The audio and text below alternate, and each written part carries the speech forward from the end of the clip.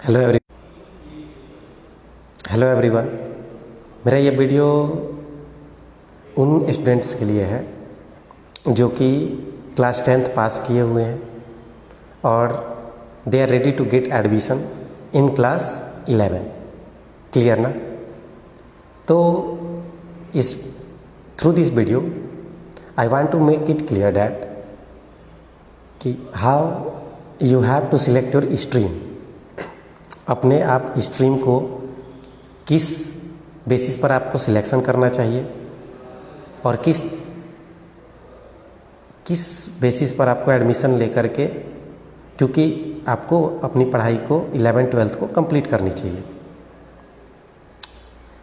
पहली बात तो ये, जब स्टूडेंट क्लास 10th पास करते हैं तो they are in fully nervous what they have to do for getting higher education। Clear ना? देखिए, पहली बात तो ये कि जब स्टूडेंट 10th पास करते हैं तो वे क्या होता है, एग्जामिनेशन के रिजल्ट का इंतज़ार करते हैं। लेकिन होता क्या है, इस तरीके से आपका जो टाइम है वो बीतते चला जाता है और आपका जो 11th क्लास का जो सिलेबस है वो क्या होता है, छूटते चला जाएगा। क्योंकि आपका 11th का जो सिलेबस होता है वो बहुत ही वास्ट है। ओके, तो इस तरीके से जो है ये इस वीडियो के थ्रू मैं आपको 3 थिंग्स के बारे में डिस्कस करने जा रहा हूँ। पहला ये, selection of stream according to the interest. ठीक है, आप अपने इंटरेस्ट के अकॉर्डिंग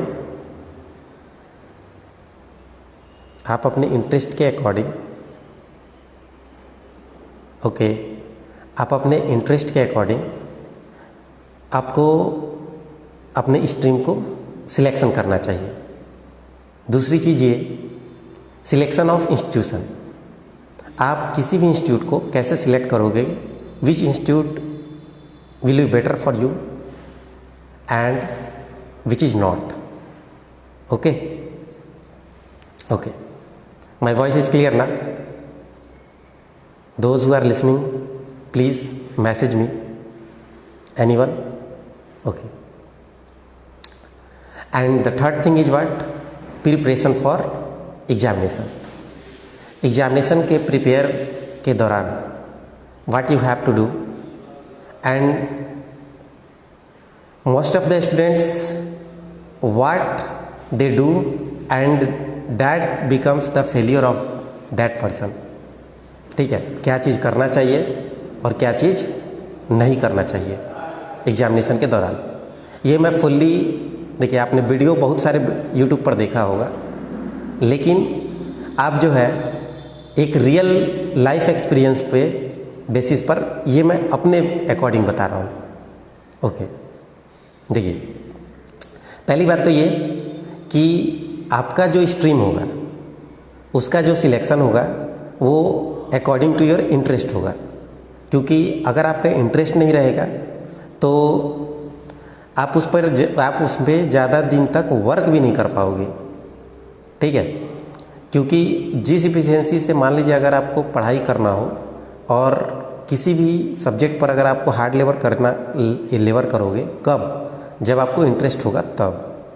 ठीक है, ओके। उसके बाद से क्या होता है कि आपको जो भी साइंस अगर चूज करना है या आर्ट्स अगर चूज करना है तो ये आपके ऊपर डिपेंड करता है कि which subject do you like most. आप किस सब्जेक्ट को अच्छे से लाइक करते हो। क्योंकि अगर आपने इंटरेस्ट के बियॉन्ड अगर कर लिया तो आप जो है उस पर, उस सब्जेक्ट पर अपने तरफ से फुल एफर्ट नहीं दे पाओगे। बशर्ते मान लिया कि भले ही आपने पढ़ाई कर लिया कि चलो अच्छे नंबर स्कोर भी आ गए, लेकिन आपको जो है अपना सेटिस्फैक्शन नहीं मिलेगा। Okay, next thing is what? Selection of institution.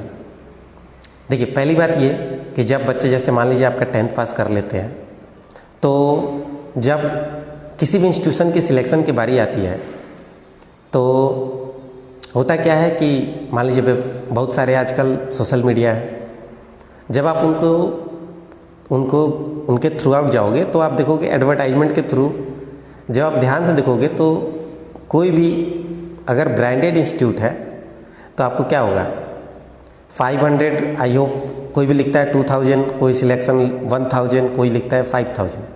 अगर आप इन सारे इंस्टीट्यूट को मिला दोगे तो टोटल नंबर ऑफ सिलेक्शन का सीट कितना है जी? आप इससे गेस कर सकते हो कि कितने सिलेक्शन के सीट हैं और कितने इंस्टीट्यूशन ने रिजल्ट दिया। ठीक है, तो मैं आपको यही बताना चाहता हूँ कि देखिए सोशल मीडिया है, आज डेट में मान लीजिए आपके ब्रेन को क्या हुआ है, कैप्चर किए हुए है। आपके जो भी आसपास, जब जो चीज़ आपके आसपास दिखाया जाएगा आप उसी के बारे में सोचोगे और उसी की तरफ डाइवर्ट होगे। तो इसका मतलब जैसे देखिए, आप मान लीजिए आपने मोबाइल यूज कर रहे हो, कभी आपने ये नहीं सोचा होगा कि आप जब भी आप फ्री टाइम होगे तब आप मोबाइल चलाओगे। क्यों? क्योंकि आज डेट में व्हाट्सअप, फेसबुक और यही सारी चीज़ें हैं, क्या है, आपसे ये जो चाहे वो करवा सकती हैं। क्यों? क्योंकि इन्होंने, आप जो है मोबाइल को नहीं चला रहे हो, मोबाइल आपको चला रहा है। क्या समझे? तो सच्चाई यहीं पर है कि आप जो है आपके एडवर्टाइजमेंट के थ्रू जिधर देखोगे उधर से वही मिलेगा एडवर्टाइजमेंट। तो भाई साहब आपको फुल्ली जो है उन पर विश्वास करने की ज़रूरत नहीं है। पहले आप इस बात पर भी हम लोग डिस्कस करेंगे कि why most of the students are not able to get selected. ठीक है, मतलब एक अच्छे इंस्टीट्यूशन में एडमिशन लेने के बाद भी बच्चे की सिलेक्शन की पॉसिबिलिटी क्यों नहीं होती है? क्लियर ना? ठीक है, ओके। देखिए, जब सपोज दैट इंस्टीट्यूशन की सिलेक्शन की बारी आती है तो आपने क्या हुआ, एडवर्टाइजमेंट के थ्रू देखते हैं। लेकिन हमें जो है पहले जिस भी आप सपोज दैट मान लीजिए आपने फिटजी सेंटर सेलेक्ट किया, ठीक है, या आकाश किया, तो पहले आप उसके सेंटर के बारे में आप पता लगाएं और उनके रिजल्ट, उस सेंटर से कितने रिजल्ट निकले उसके बारे में ज़रूर पता लगाएं अपने सीनियर से या किसी भी तरीके से। उस सेंटर पर जाकर के आपको पता लगाना पड़ेगा। ओके, नेक्स्ट आपका आता है कि हाँ, एक बात और, अब नेक्स्ट आपका स्ट्रेटजी आती है प्रिपरेशन फॉर द एग्जामिनेशन। मैं इस वीडियो को ज़्यादा लंबा लूँगा नहीं, क्योंकि ये मेरी रिक्वेस्ट है आपसे कि इस वीडियो को थ्रू आप पूरी देखें, तब आप समझ पाओगे कि what is the reality behind the selection inside any examination. मतलब किसी भी एग्जामिनेशन के सिलेक्शन का रीजन क्या है। ठीक है, अब जो है होगा क्या, देखिए अब नेक्स्ट आपका आता है, जैसे कोई भी इंस्टीट्यूशन है, अगर आप देखिए एक ही इंस्टीट्यूट में 2 बच्चे गए, एक ने क्या कि एक का सिलेक्शन हो गया, दूसरा का सिलेक्शन नहीं हुआ। क्या रीजन हो सकता है? पढ़ाई सेम, सब कुछ सेम, मेहनत भी ऐसा होता है कि कभी कभी क्या होता है, कम मेहनत करने वाले का सिलेक्शन हो जाता है और ज़्यादा मेहनत करने वाले का सिलेक्शन नहीं होता है। ऐसा क्यों होता है? This is a reason to think how they are not, कि एक बच्चा का सिलेक्शन हुआ और एक बच्चे का सिलेक्शन नहीं हुआ। ठीक है ना? ओके, नेक्स्ट आपका आता है कि क्यों। तो अब जो है आपका जो बात आती है, जो मैंने आपको फर्स्ट थिंग डिस्कस कर दिया, सिलेक्शन ऑफ स्ट्रीम, कि आप ये अपने इंटरेस्ट के अकॉर्डिंग ही करें। दूसरी चीज़ ये कि अब अगर आप सिलेक्शन ऑफ इंस्टीट्यूशन के सिलेक्शन, मतलब उस सेंटर से कितने रिजल्ट आए और उस सेंटर की सच्चाई जाननी पड़ेगी। ठीक है, तीसरी बात, ये एक बहुत बड़ा इंपॉर्टेंट थिंग है जिसके बारे में आपको इस वीडियो कंप्लीट तक देखिएगा तभी जाकर समझ में आएगा। ठीक है, ओके। देखिए, किसी भी एग्जामिनेशन का जब प्रिपरेशन होता है, मान लीजिए आपका स्टैंडर्ड एग्जामिनेशन है, सपोज डैट आपका, अगर आप सपोज डैट इंजीनियरिंग या मेडिकल की तैयारी करते हो, या यूपीएससी या वगैरह वगैरह एग्जामिनेशन, जो भी XYZ आप एग्जामिनेशन की तैयारी करते हो, जो भी स्टैंडर्ड है, ठीक है। तो देखिए, सब किसी का अपना अपना पूछने का क्वेश्चन का एक क्राइटेरिया होता है, ठीक है। एक यूपीएससी में सिलेक्शन होने वाला बच्चा कोई ये क्लेम नहीं कर सकता है कि वो एसएससी का एग्जामिनेशन, ग्रुप डी का एग्जाम क्लियर कर देगा, ठीक है, क्योंकि उनका पूछने का क्वेश्चन का क्राइटेरिया अलग है और एसएससी के पूछने का क्राइटेरिया अलग है। अब जैसे मान लीजिए मैं आपको इंजीनियरिंग बैकग्राउंड के बारे में बताता हूँ। मान लीजिए इंजीनियरिंग बैकग्राउंड में एक आपका होता है IIT और एक होता है AIEEE, ठीक है, जो भी आज मैंने ये सुना है मेंस और एडवांस अलग अलग हो गया, ठीक है। तो आपको मैं IIT का बताता हूँ, जो कि क्या पूछता है, knowledge based question, sorry IIT concept based question पूछता है, और वही आपका AIEEE होता है जो कि मेंस होता है, वो क्या होता है, वो होता है आपका नॉलेज बेस्ड क्वेश्चन। हाँ भाई, अगर आपको पता है कि अल्बर्ट आइंस्टीन के पापा का नाम क्या है, तो आप निश्चित है कि उसको टिक करके अपना रिजल्ट दे दो। अगर पता है तो ठीक है, नहीं पता है तो नहीं है। ये हुआ आपका नॉलेज बेस्ड क्वेश्चन। दूसरी बात ये कि अब जो है IIT का, तो ये पूछेगा आपको कॉन्सेप्ट बेस्ड क्वेश्चन। अब मैं इसको अपने एक्सपीरियंस के अकॉर्डिंग आपको बताता हूँ।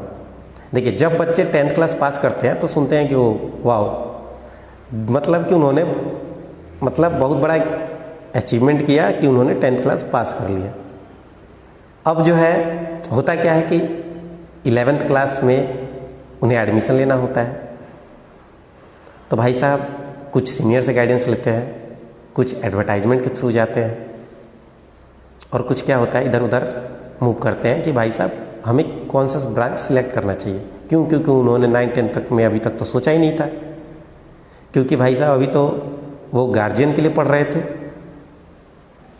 दूसरी बात ये, अब बारी आई अपने लिए पढ़ने की, है ना। ओके, तो मान लीजिए कि IIT का जो एग्जामिनेशन है उसने वो क्या करता है, कॉन्सेप्ट बेस्ड क्वेश्चन पूछता है, और आपका AIEEE क्या पूछता है, नॉलेज बेस्ड क्वेश्चन पूछता है। देखिए, जब मैंने आपको 2 स्टूडेंट के बारे में बताया था, एक स्टूडेंट था, दोनों ने सेम के इंस्टीट्यूट में एडमिशन लिया, एक का सिलेक्शन हुआ और एक का सिलेक्शन नहीं हुआ। कारण क्या है कि यहाँ पर जो है लेबोरियस मैटर हार्ड वर्क का नहीं होता है, मैटर स्मार्ट वर्क का होता है, ठीक है, कि आपने कितना स्मार्टली मेहनत किया। मान लीजिए अगर आप ध्यान से देखोगे तो जब मैं 9th क्लास में था, ठीक है, तो जब मैंने पढ़ना शुरू किया तो पहले मैं क्या था, अकॉर्डिंग टू एग्जामिनेशन पढ़ लेता था, ना ही मैं किसी के सिलेबस के थ्रू आउट होता था और ना ही कुछ, मेरे को जो भी क्लास में पढ़ाया जाता था मैं वो सिंसियरली होकर पढ़ लेता था। उसके बाद से मैं उसमें एक बेटर स्कोर कर देता था और मुझे यही लगता था कि I can do good inside any examination that will held upon the basis of class 10th। Clear ना, बिकॉज क्योंकि मुझे सारा चीज़ प्रिपेयर था। अब बात आती है 11th-12th की। जब 11th-12th में सपोज डैट एडमिशन लेते हैं तो उसमें क्या होता है कि हमें एक्चुअली में हमने अभी तो कंपटीशन का तैयारी किया ही नहीं, और गलती से अगर आपका जो एडवाइस देने वाला हो गया या जो आपका गाइडर हो गया, अगर वही गलत हुआ तो भाई साहब आप ये एक समझ लो कि पूरा का पूरा आपका जो खेल है वो गलत होने वाला है। ओके ना, ठीक है। तो देखिए, तो मान लीजिए, देखिए, जब आप किसी एग्जामिनेशन की तैयारी करोगे तो वो क्या होगा, उसके अकॉर्डिंग जब आप उसके सिलेबस के थ्रू आउट जाओगे तो आपको सिलेबस बहुत ब्रॉड दिखेगा। जब आप सिलेबस ब्रॉड देखोगे ना तो आपको क्या करना है, सिलेबस के अकॉर्डिंग जो प्रीवियस ईयर के क्वेश्चन है उसमें भी एक लिमिटेशन है। ठीक है, आप देखना, मैं आपको बताता हूँ गारंटी के साथ, जब आप 5 ईयर प्रीवियस ईयर के क्वेश्चन निकालोगे, आप कुछ ना करो, केवल फॉर्मूला टिक करो।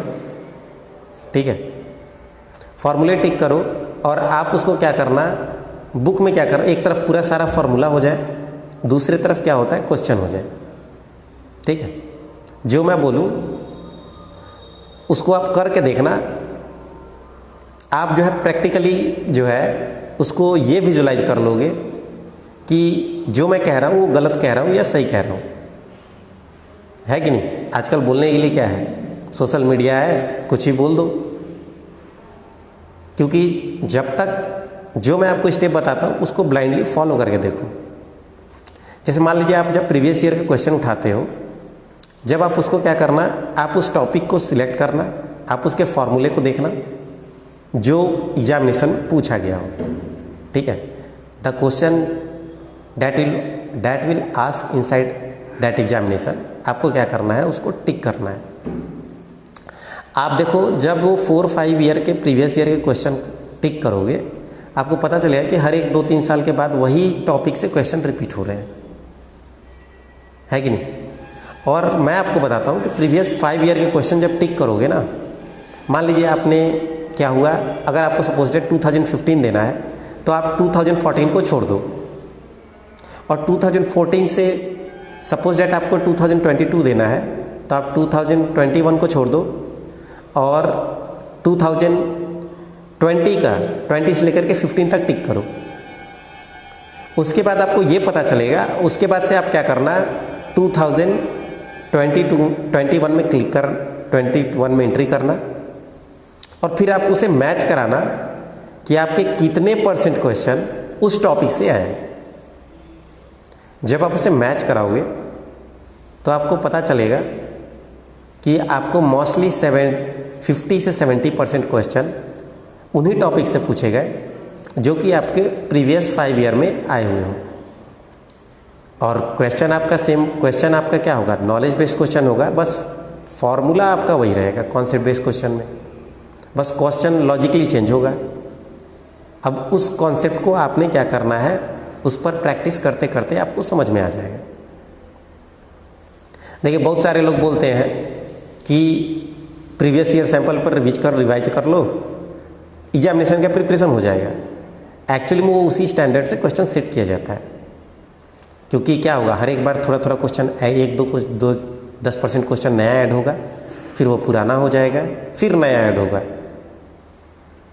ठीक है, और फिर वो जो आपका जो 20 से 25% जो या 30% जो क्वेश्चन होते हैं, वही क्या करते हैं, आपको एग्जामिनेशन में रैंकर्स के लिए होते हैं। वो कितने जो भी डेप्थली या हायर जो भी पढ़ रखा होता है उसके लिए होता है, क्योंकि वो आपको रैंकिंग का डिस्क्रिमिनेट करेगा।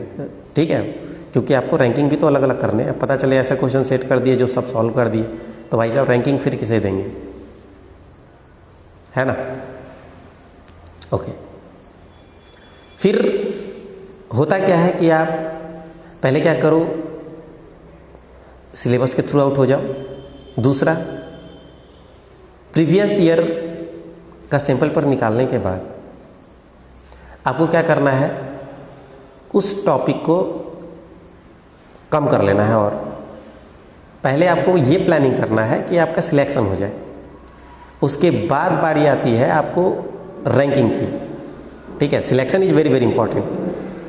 अगर आपका सिलेक्शन नहीं होता है तो तब तो आप डिसाइड करोगे रैंकिंग का। पहले बिना सिलेक्शन के आप PhD कर रहे हो, मेहनत किए जा रहे हो, पता चले आपको याद भी सब है, लास्ट दिन आपको रिवीजन भी ना हो, तो कैसे करोगे। हाउ इज इट पॉसिबल, क्या ये पॉसिबल है? बिल्कुल नहीं। ओके ओके, अब जो नेक्स्ट आपका आता है, क्वेश्चन का स्टैंडर्ड मैंने बता दिया कि आप प्रीवियस ईयर क्वेश्चन को सॉल्व करोगे, उसके बाद उसके अकॉर्डिंग आप सॉल्व करते करते आपकी आदत हो जाएगी। ओके,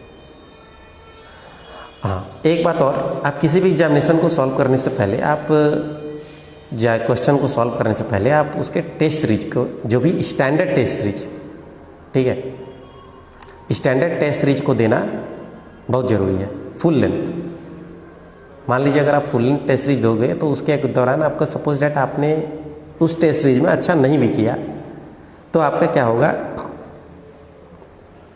रिवीजन हो जाएगा, है ना। क्योंकि वो एक्चुअली में फुल लेंथ में अगर आप suppose that if you are not able to score good marks, अगर आप गुड मार्क्स स्कोर कर नहीं पा रहे हो तो वो आपको प्रिपरेशन के लिए ही होता है, ना कि आपको स्कोर बेटर करने के लिए होता है कि आप उसमें सारे में टॉप करो और that will give you surety to get first rank inside the examination that will help by IIT। Okay. Next आपका आता है कि देखिए, पहली बात ये कि जो भी सिलेक्शन कैंडिडेट है, अगर वो सपोज दैट टॉपर है, तो जब आप टॉपर से पूछोगे तो वो बोलेंगे ये भी पढ़ लो, वो भी पढ़ लो, वो भी पढ़ लो, वो भी पढ़ लो। अरे भाई, जब सारे पढ़ ही लो तो फिर बचा क्या? ये कब होता है पता है क्या?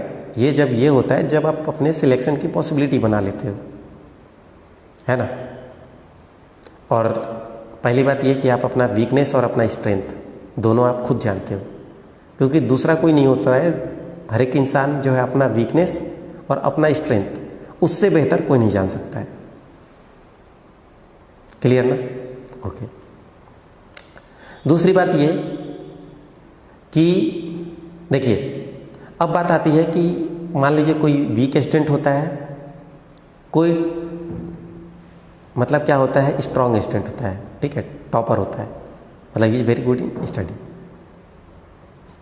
तो अब रही बात कि वो वीक और टॉपर कैसे होता है। देखिए, कोई भी ना वीक होता है और ना ही कोई बहुत ज़्यादा अल्बर्ट आइंस्टीन जैसे गॉड गिफ्टेड होता है जो बहुत ज़्यादा वो कर ले, मतलब मार्क्स स्कोर कर ले। सारे के सारी चीज़ होती है, it depends upon hard work, hard labour. होता क्या है, देखिए, जो समय से पहले पढ़ ले और फिर उसको एक क्लास में जाकर रिवीजन कर ले, ठीक है, तो वो क्या होता है, वो बच्चे जो होते हैं वो बहुत ज़्यादा एक्टिव रहते हैं और उन्हें वो लगता है कि वो बहुत ज़्यादा टैलेंटेड है। टैलेंटेड क्या है, अगर आपको सपोज डैट, अगर आप एक चीज़ समझो, एक ही रीजन है, अगर आपको अभी ABCD अगर दे दिया जाए, ठीक है, तो ABCD क्या आप बहुत अच्छे से बता पाओगे, लेकिन वही नर्सरी क्लास के बच्चे से जाकर पूछो, उन्हें वो दिक्कत होगी, क्योंकि आपने उसे कितनी बार पढ़ रखा है। और होगा ये कि अब जो है आपने उसको इतनी बार रिवीजन कर लिया है कि आप उसको सोए में ही पढ़ोगे तो सही पढ़ोगे। क्यों? ओके। अब जो है, मान लीजिए आप देखिए, जो समय से पहले चलेगा वो क्या होगा, टॉपर होगा। जो समय के, जो मान लीजिए एग्जामिनेशन जैसे आज है और क्या है, पीछे पढ़ रहा है, अगर एग्जामिनेशन के अकॉर्डिंग पढ़ते जाओगे, सिलेबस कंप्लीट करोगे तो आप एग्जामिनेशन में अच्छे मार्क्स ला पाओगे, लेकिन उतना अच्छा वो नहीं कर पाओगे जिस हिसाब से वो चाहिए। क्योंकि जितनी बार देखिए, किसी भी मशीन को, जैसे मान लीजिए ब्रेन क्या है, ब्रेन को आपको जितनी बार रिवाइज करोगे उतनी बार जो है आपको उसकी मेमोरी पावर जो है स्ट्रांग होगी। क्लियर ना? और उतने दिन तक, ज़्यादा दिन तक मेमोराइज होगा। नेक्स्ट आपका आता है, जैसे मान लीजिए आपका, हाँ, सिलेबस को कंप्लीट करना है। दूसरा, अभी एग्जामिनेशन सपोज डेट है, अब एग्जामिनेशन के बाद में अगर एग्जामिनेशन हुआ, हाँ भाई, जिस दिन अब एग्जामिनेशन है उसके बाद पढ़ेंगे, ठीक है। अब जो देखो, एक तो होता है, 3 टाइप कैंडिडेट होते हैं। एक वो हुआ जो एग्जामिनेशन से पहले पढ़ा, टॉप किया। दूसरा वो स्टूडेंट जो क्या होता है कि वो एग्जामिनेशन के साथ पढ़ता है और वो अपने एग्जाम में बेटर स्कोर कर देता है और उसके हिसाब से वो एवरेज चला जाता है या टॉप भी हो सकता है, लेकिन वो जो है ज़्यादा दिन तक याद नहीं रहेगा, वो केवल एग्जामिनेशन के लिए याद रहेगा, उसके बाद दैट इज एनफ। क्लियर? ठीक है। नेक्स्ट आपका होता है वो जो होता है, हाँ भाई, एग्जामिनेशन का 1 मंथ है, ठीक है, अरे एग्जामिनेशन अभी बहुत है, 1 मंथ है, फिर पढ़ लेंगे। फिर एक होता है, अरे एग्जामिनेशन के 20 दिन आए, हाँ भाई 20 दिन तो है, फिर उसके बाद क्या होता है, 10 दिन, 5 दिन, उसके बाद आता है 4 दिन। नेक्स्ट होता है क्या, 1 दिन है, ठीक है, अरे एक दिन तो बचा हुआ है, दिन भर पढ़ेंगे कंप्लीट। फिर हो जाता है रात, रातें हो जाती हैं, रात होता है। फिर कहते भाई साहब रात को तो पढ़ ही लेंगे, रात को पढ़ने के बाद पढ़ेंगे, पढ़ के फिर सोएंगे। फिर उसके बाद होता है सुबह, रात को खाते पीते जागते सो जाते हैं। फिर कहते हैं चलो ठीक है, सुबह क्या हुआ, लेट से उठे, फिर कहेंगे अरे चलो सेंटर पर तो बाकी ही है इस टाइम, सेंटर पे पढ़ लेंगे, क्या दिक्कत है। फिर सेंटर पर जाते हैं, उसके बाद एग्जामिनेशन स्टार्ट। फिर आप अपना सोच ही सकते हो उस टाइप के स्टूडेंट का क्या हाल होगा, क्या। तो आप समझ लो, इसके अकॉर्डिंग आप जज भी कर सकते हो। ऐसे इस टाइप के स्टूडेंट भी होते हैं जो सोचते एग्जामिनेशन का समय भी आ जाता है और वो कंप्लीट भी हो जाता है। अब उनके पास बहुत सारा टाइम होता है पढ़ने के लिए, पढ़ लीजिए। ओके, अब जो है, इसलिए मैं बताना चाहता हूँ, ये जो है क्लास 11-12 के बच्चों के 11th में ये एक बहुत बड़ा प्रीशियस टाइम है। और बिल्कुल इधर उधर ना भटके, आप अपना एक गोल डिसाइड करें। और हाँ, जितनी जल्दी डिसाइड कर लेंगे आपका एम्बिशन उतना जल्दी क्लियर हो जाएगा। और अपना मेहनत करना चालू करें, ये ना कि रिजल्ट का वेट करें। और यही मेरी आपसे रिक्वेस्ट है। क्लियर? ओके। और एक बात और, इस वीडियो को कंप्लीट देखें और कमेंट प्लीज़, अगर आपको अच्छा लगे तो आप कमेंट ज़रूर करें, ठीक है। Okay, thank you. Okay, thank you all of you.